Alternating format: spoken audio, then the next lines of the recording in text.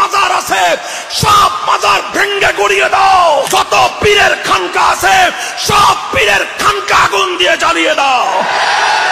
কোরআন হাদিসের সত্যিকার দলিলের বাইরে শায়েখ নামে যত ভণ্ড আছে সব ভণ্ডের আস্তানা গুড়িয়ে দাও। যদি কেউ এই মাজারটা ভাঙতে আসে, যে আল্লাহর ওলির মাজার ভাঙ্গিয়া মাটির সঙ্গে সমান করে দাও, যদি কেউ বাই চান্স যদি আসে আমারে খবর দিবেন, ঠেঙ্গি ভাঙ্গিয়া গোড়া বানাই দেব। আল্লাহর ওলি যারা তাদের কোনো ভয় নাই, তাদের কোনো চিন্তা, এটা আমি বলি না, আমার আল্লাহর কোরআন বলে আলা ইন্না আউলিয়া আল্লাহি লা খাউফুন আলাইহিম ওয়ালা হুম ইয়াহসানুন। আল্লাহ রাব্বুল আলামিন বলে সাবধান, হরফে তানবীহ, সাবধান, নিশ্চয় আমার বন্ধু যারা দুনিয়াতে চলবে ফিরবে খাইবে ঘুমাইবে তাদের কোনো ভয় নাই, আর আখিরাতে যেদিন সবাই নাফসি নাফসি বলে কাঁদবে ওই কঠিন মুসিবতে আমার বন্ধু যারা তাদের কোনো চিন্তা নাই। কথা বলেন ঠিক কিনা?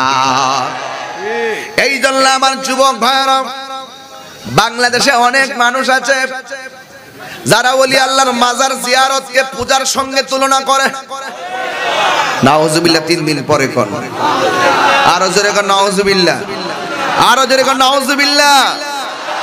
ইবাদত হয় মসজিদে, জিয়ারত হয় মাজারে। আমরা যেখানে ইবাদত করি সেখানে জিয়ারত করি না, যেখানে জিয়ারত করি সেখানে ইবাদত করি।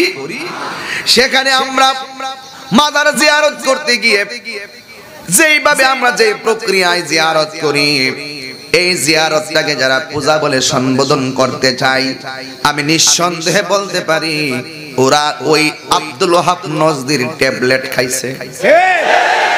আওয়াজটা আসতে কইছেন, জোরে কোন, আর জোরে বলুন। ওরা ইহুদি খ্রিস্টানদের ট্যাবলেট খাইছে।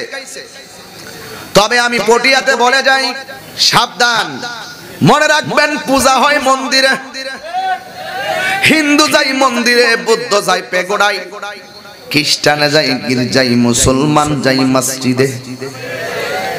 ওই আল্লাহর ওলির জিয়ারতকে যারা পূজা বলে আখ্যায়িত করতে চায়, নিঃসন্দেহে এরা হলো আল্লাহর ওলির দুশমন। কথা বলেন ঠিক কিনা? আর আমার আল্লাহ হাদিসে করছি, মান আদালি ওয়ালিয়ান ফাকাদ আযানতুহু বিল হারবে। আল্লাহ বলেন যারা আমার বন্ধুদের সঙ্গে গাদ্দারি করবে, বেয়াদবি করবে, দুশমনি করবে, আমি আল্লাহ রাব্বুল আলামিন তার সঙ্গে যুদ্ধের ঘোষণা দিলাম। স্বয়ং আল্লাহ যার বিরুদ্ধে যুদ্ধের ঘোষণা দেয়, আপনি দেখবেন বাস্তব প্রমাণ। আমরা ওলি আল্লাহর গান গাই, শান গাই, এই বলি, কিন্তু আমরা আল্লাহর রহমতে এখনো ভালো আছি। আর যারাই যে কোনো মুহূর্তে ওলি আল্লাহর বিরুদ্ধে যারাই বিষোদ্গার করেছে, এদেরই ধ্বংস অনিবার্য হয়েছে। ঠিক কিনা বলেন? মাজার কি পূজার জায়গা না জিয়ারতের জায়গা? কত আজকে যারা মসজিদের মিম্বরে বসে মাজার ভেঙে দিতে চায়, মাদ্রাসার বড় চেয়ারে বসে যারা মাজার ভেঙে দিতে চায়, তাদেরকে স্পষ্ট ভাষায় বলতে চাই, মাজারওয়ালারা আসছে বিদায় মসজিদ মাদ্রাসা পাইছো। মাজারওয়ালাদের উসিলায় মসজিদ মাদ্রাসা পাইয়া আজকে মাজারওয়ালাদের উসিলা যা পাইছি সেটার মধ্যে অবস্থান করে মাজার ভেঙে দিতে চায়। একজনে কয় লাঠি দিয়ে ভেঙে লিব, আল্লাহ তার ফাওয়ার মেজে ঠাডা বানাইছে। মাজার ভেঙে লিব, আল্লাহ কে তোর ফাওয়ার মেজে ঠাডা বানাই না। আর তো পারে না তো, সাক্কা হলে সে আপনি আগুন লাগে, ঠেলে ঠেলে হাঁটে, চলতেছে চলতেছে। এগুলি নিদর্শন। আল্লাহ তার জন্য নবীর দুরূদ শরীফের ব্যাঙ্গাই ছিল, সে আর আল্লাহ ব্যয় করে দিছে। এরপরে যদি মানুষ না বুঝে কেমনে বুঝবো?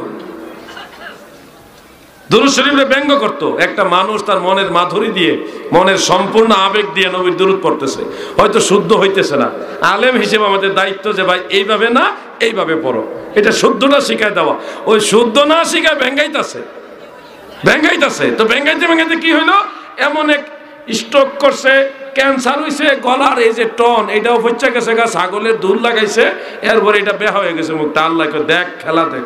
এ আল্লাহ, আমি তো তোমার দরবারে চাওয়ার মতো যোগ্যতা রাখি না। আল্লাহ গো, আমার গুনার সাগরের দিকে তাকাইলে তোমার রহমতের আশা করতে পারি না।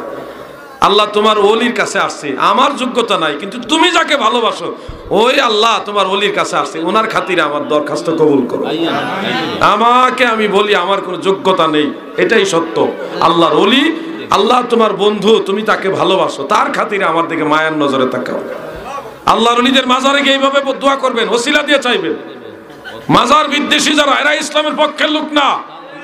আজকে যারা মসজিদের মিম্বরে বসে মাজার ভেঙে দিতে চায়, মাদ্রাসার বড় চেয়ারে বসে যারা মাজার ভেঙে দিতে চায়, তাদেরকে স্পষ্ট ভাষায় বলতে চাই, মাজারওয়ালারা আসছে বিদায় মসজিদ মাদ্রাসা পাইছো। মাজারওয়ালাদের উসিলায় মসজিদ মাদ্রাসা পাইয়া আজকে মাজারওয়ালাদের উসিলায় যা পাইছি সেটার মধ্যে অবস্থান করে মাজার ভেঙে দিতে চায়। চিন্তা করেছো? একজনে কয় লাত্তি দিয়ে ভেঙে লিব, আল্লাহ তার ফাওয়ার মেজে ঠাডা বানাইছে।